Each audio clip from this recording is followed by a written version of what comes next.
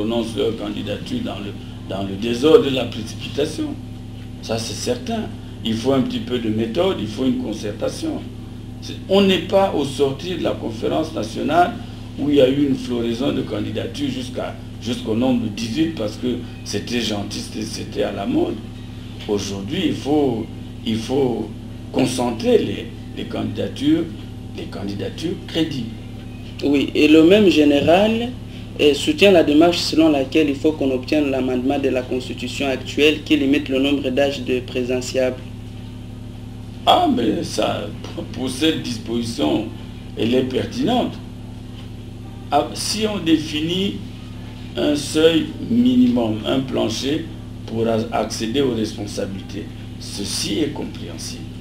Mais qu'on plafonne les âges, on n'est pas qualifié pour faire comme ça.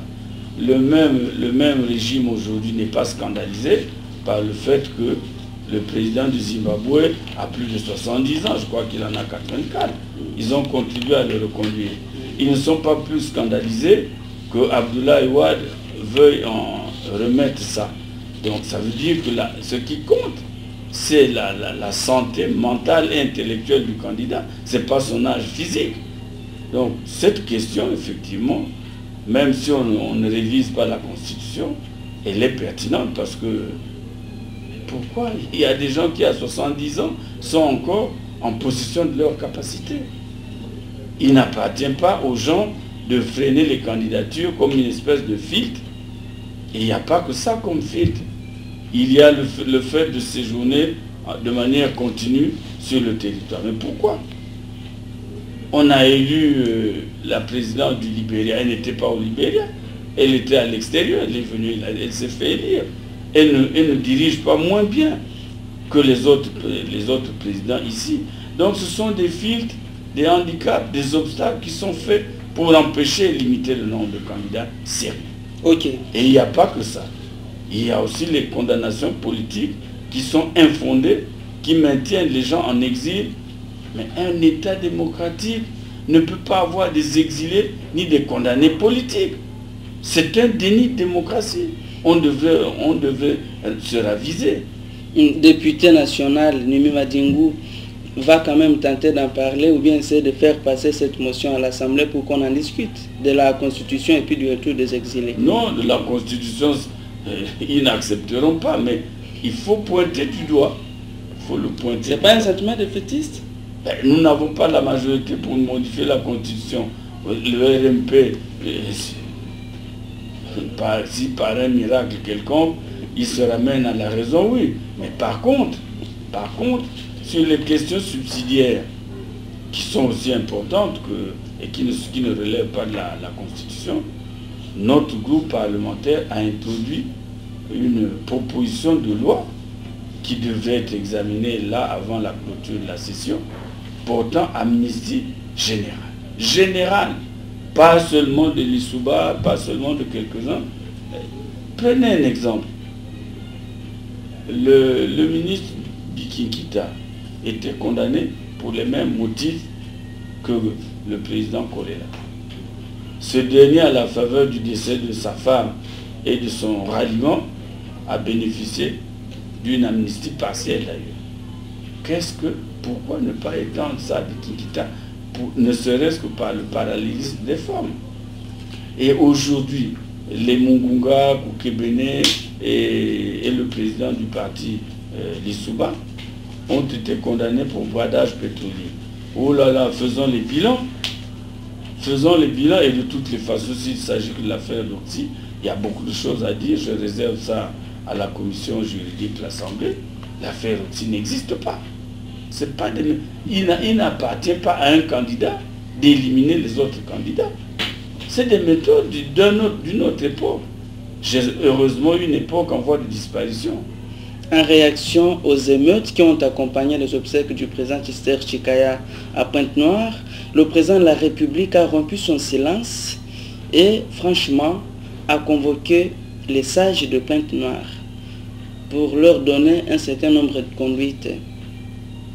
Oui. Croyez-vous que c'était la bonne manière pour essayer d'examiner cette crise? Je n'aimerais pas être parmi les sages du Kouilou. Parce que vous avez un entretien privé. Les sages du Kouilou, ce n'est pas une institution de la République. Vous avez un entretien futile enregistré, filmé, et on le balance comme ça, simplement parce que le président de la République a parlé. C'est un abus. Un abus Moi, je n'aimerais pas être parmi eux. Nous tenons une conversation familiale, elle est sur les ondes. C'est pas bon. Mais cette interview révèle beaucoup de choses. Beaucoup de choses. Entre autres. Certaines qui sont amusantes. J'ai entendu parler des rats du jardin et des souris de la maison. Croyez-moi, c'est une image triste. S'il y a des rats dans le jardin, ce qui n'est pas entretenu, donc c'est la saleté ça. S'il y a des souris dans la maison, où elle est abandonnée et où elle n'est pas entretenue, c'est donc à l'image de la République, on n'entretient rien. Et s'il y a du fromage dans un buffet, moi, je croyais que le fromage, on le gardait dans un réfrigérateur. Mais s'il est dans un buffet, c'est qu'on ne sait même pas ranger son fromage. Et dans quel cas les rats, pour venir, n'ont pas besoin de souris, ils sont attirés par l'odeur. Donc ça, c'est le côté vraiment amusant. Mais j'ai écouté de la part de tous les intervenants un des discours les plus réactionnaires de ces dernières années. Mais comment on peut dire que le Kouilou ou Pointe-Noire appartient aux autochtones, aux Vili? C'est quoi ça, cette affaire? Le président de la République ne peut pas dire que les Mboshi qui sont à Pointe-Noire sont des étrangers, ou les Babembe, ou les, je sais pas, les Bakouni. Quelqu'un qui a, dans la République unifiée, il y a des étrangers et des propriétaires.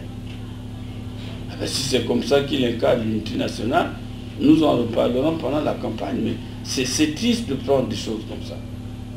Dans son envolée de fuite en avant pour désigner quelques responsables, il a mélangé tout le monde. Les sages du Kouilou n'ont pas été épargnés, les requins n'ont pas été épargnés, et nous là-dedans, on a tenté de dire que si nous avons commenté, c'est que nous étions des commanditaires. Alors, allons donc. On ne va pas réduire non plus l'opposition au silence. On a le droit de parler.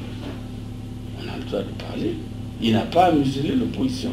Monsieur Dominique Numi-Madingou, merci d'avoir répondu à nos questions. C'est moi qui vous remercie. Je rappelle à ceux qui suivent que vous êtes vice-président de l'Union panafricaine pour la démocratie sociale, principal parti de l'opposition du Congo-Brazzaville, représenté au Parlement. Vous êtes ancien ministre et député national.